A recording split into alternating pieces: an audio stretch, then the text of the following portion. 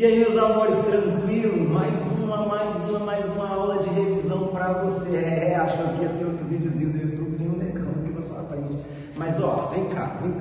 Para eu falar de demografia, eu preciso saber alguns índices muito simples, que você aprendeu talvez lá no seu ensino fundamental, ou ali no primeiro ano do ensino médio, mas que são vitais para a gente poder discutir como é o comportamento da população, como ela se comporta no espaço, tanto urbano quanto no espaço rural. E é por isso que você precisa ter esses dados, esses elementos que vai servir de matéria-prima para todos os outros conhecimentos que virão depois desses dados. Tranquilão? Volta para cá, vamos rever. Quando eu falo de demografia, você já aprendeu isso há muito tempo. Demografia seria a ciência responsável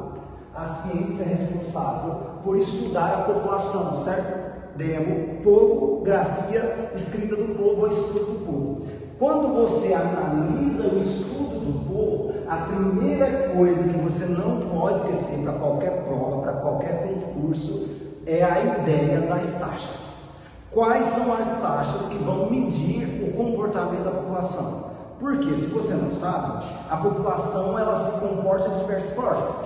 Em algumas regiões a população está diminuindo, em outras regiões a população está aumentando.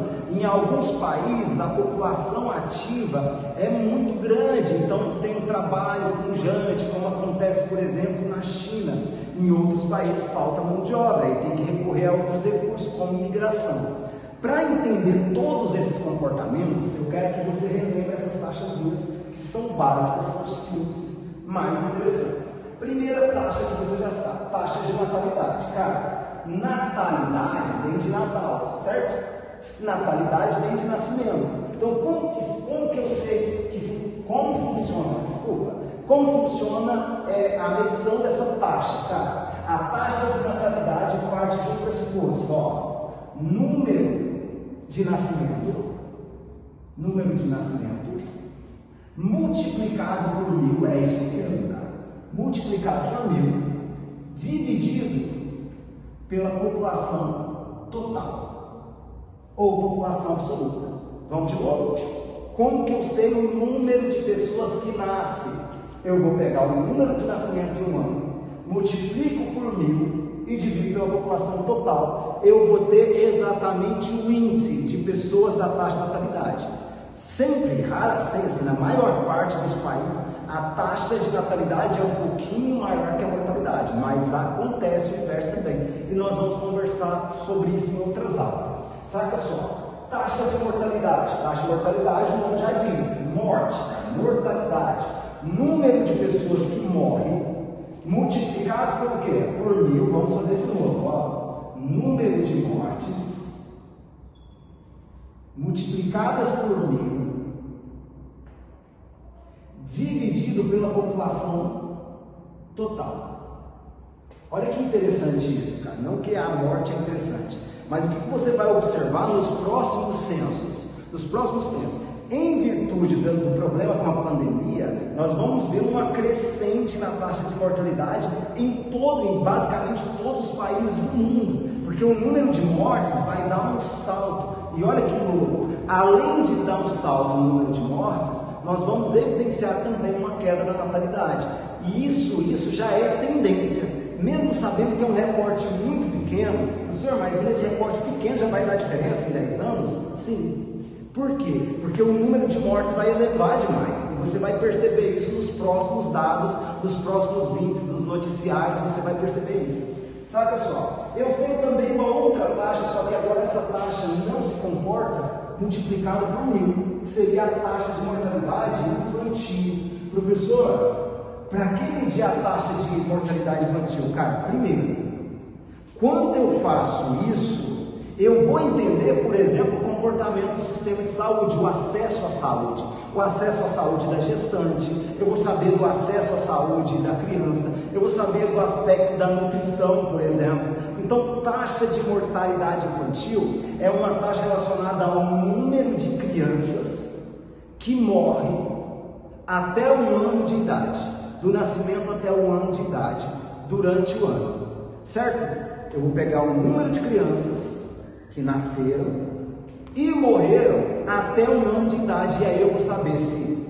por exemplo, o acesso à saúde da gestante foi bem executada, eu vou ter noção se o acesso à saúde dessas crianças, a questão da nutrição, a questão do cuidado médico, como está acontecendo. Um dos desafios que nós tínhamos do milênio era exatamente diminuir a taxa de mortalidade infantil. Diminuindo a taxa de mortalidade infantil, eu melhoro, por exemplo, a qualidade de vida ou a saúde da mulher.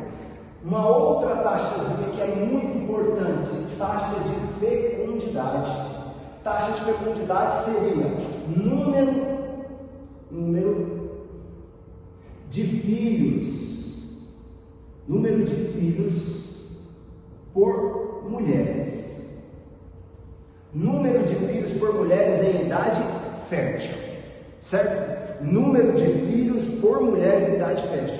O ideal, cara, o ideal seria a taxa de reprodução acima de 2,1, acima de duas crianças, 1 por mulheres em idade fértil. Vem para cá, vem para cá. Você que acha que no Brasil o brasileiro faz muito filho, a taxa de natalidade é muito alta, isso é preconceito, cara. Sabe essa visão sua? Pobre só sabe fazer filho? Muda essa cabeça. Por quê?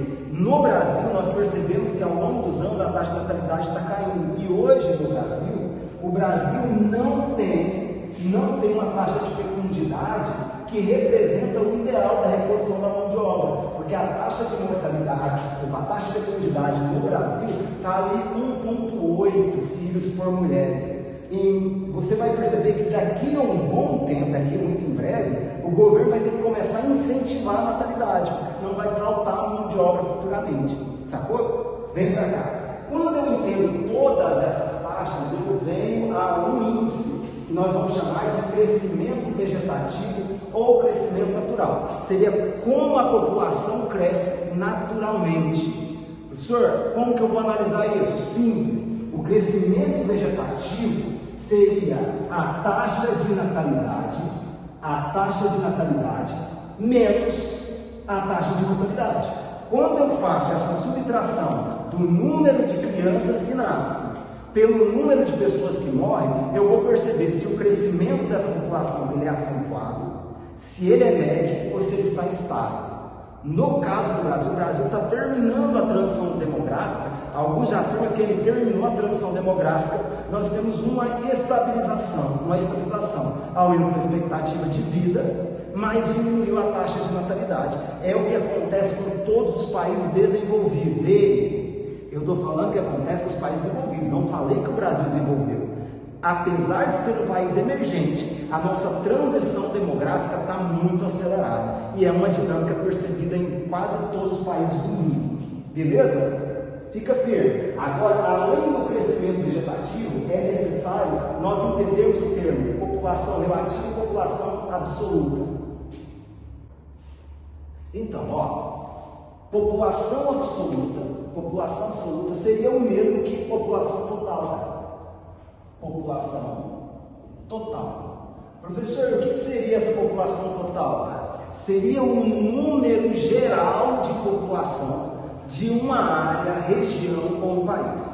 População total é o número total de habitantes de uma área, região ou país. Agora, quando eu falo de população relativa, eu já não estou falando da população total, eu estou falando de uma média de habitantes dividido, dividido pela área, certo? Quando eu pego a população total de uma área, de um país, de um município ou região, e divido pelo tamanho da área, eu tenho o que nós chamamos de população relativa. Olha o exemplo. O Brasil possui uma das maiores populações do mundo, certo? Uma população de 210 milhões de habitantes. Professor, não é 208, segundo o IBGE é 210, pode conferir lá. 210, um pouco mais de 210 milhões de habitantes. É muita gente? É muita gente. É uma população grande? É uma população grande. Porém, cara, quando eu olho o Brasil é imenso, o país é muito grande, em área, dividindo essa população pela área, nós vamos ter ali 23 habitantes por quilômetro quadrado, é isso mesmo, 20 e pouco habitantes a cada quilômetro quadrado. Então, o Brasil tem uma população total grande, mas uma população relativa pequena. Alguns chegam a afirmar assim, ó, o Brasil é populoso, mas pouco povoado. De novo, o Brasil é populoso, mas pouco povoado. Professor, de onde esses caras tiram isso? Aqui, ó, a população absoluta vai me dar uma noção de quê? Populoso. Certo? Já a população relativa vai me dar uma noção de país povoado. Populoso, população total, ou população absoluta. Povoado, população relativa. E um outro índice que é muito importante, esse índice é muito importante para eu entender posteriormente, o IDH, o Índice de Desenvolvimento Humano, seria a expectativa de vida. Professor, expectativa de vida é o mesmo que esperança de vida? Cara, parabéns. Mais fácil do que? Ó, isso aí você já sabe, fiz o gesto, você sabe o que eu estou falando. Se você não sabe, me pergunta, talvez eu te fale no privado. Então vem para cá. Expectativa de vida é o mesmo que esperança de vida, é o tempo médio de vida do brasileiro. Cara, que por sinal, no Brasil a nossa expectativa de vida está crescendo, consequentemente o envelhecimento também. Mas segura que isso aí nós vamos discutir depois nós vamos discutir. Agora eu só preciso que você saiba que expectativa de vida é o mesmo que esperança de vida, é a média de vida da população em qualquer área, região, município ou país, aqui no aspecto geral, não fazendo um recorte demográfico. E por último, eu tenho um termo pouco utilizado, poucas pessoas sabem, e é por isso que eu resolvi até definir ele: taxa geométrica de crescimento populacional. Professor, o que seria essa taxa geométrica de crescimento populacional? Na minha visão, hoje é o termo mais importante que existe. É o termo mais importante que existe. Por quê?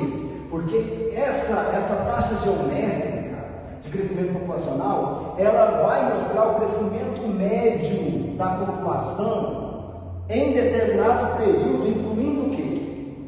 Crescimento vegetativo, que seria o crescimento natural, taxa de natalidade, menos mortalidade, mais o número de imigrantes. Ou seja, é essa taxa que me dá a noção exata de quantas pessoas estão residindo em um determinado país. Professor, o número vai ser sempre exato? Cara, não. E por que não? Porque quando eu falo de população, eu tenho que lembrar que a maior parte das migrações são migrações o quê? Ilegais. E se são migrações ilegais, nós não temos esses dados, todos esses dados mensurados. Porém, nós conseguimos ter uma noção desses dados. E essa noção já é suficiente para o planejamento urbano, social, político. Todos esses planejamentos só é possível quando eu compreendo esses dados de um todo. Fica com Deus e até a próxima. Tamo junto, hein? Amo você.